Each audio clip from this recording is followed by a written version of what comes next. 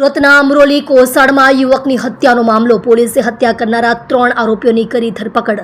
સુરતના અમરોલીમાં એક યુવકની હત્યાના મામલે કાર્યવાહી કરવામાં આવી છે. અમરોલી પોલીસે 3 આરોપીઓની ધરપકડ કરી છે. 3 આરોપીઓએ પત્નીનો મોબાઈલ નંબર માંગી પતિની હત્યા કરી હોવાનું સામે આવ્યું છે. 3 આરોપીઓએ યુવકને ચપ્પુના ઘા ઝીંકી મોતને ઘાટ ઉતાર્યો હતો. આ મામલે અમરોલી પોલીસે આરોપી મુક્તસીદ, સાહિલ અને ફારૂક વિરુદ્ધ કાર્યવાહી કરી હતી. આ 3 આરોપીઓએ અન્ય એકને પણ ચપ્પાના ઘા ઝીંક્યા હતા. યુવકની હત્યા બાદ 3 આરોપીઓ ફરાર થઈ ગયા હતા.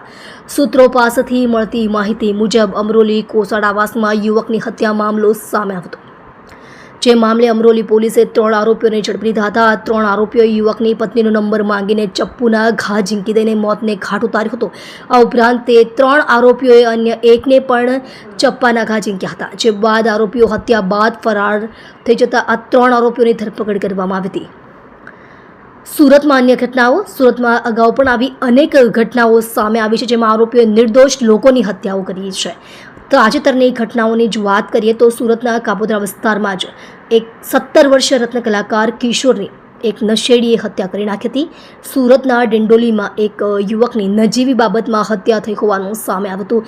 જે મામલે આરોપી પિતા પુત્રની ધરપકડ કરવામાં આવી હતી. આવી ઘણી ઘટનાઓ સુરતમાં અવારનવાર સામે આવતી રહે છે. પોલીસ દ્વારા આરોપીઓને ઝડપી લઈને તેમના વિરુદ્ધ કાર્યવાહી કરવામાં આવે છે.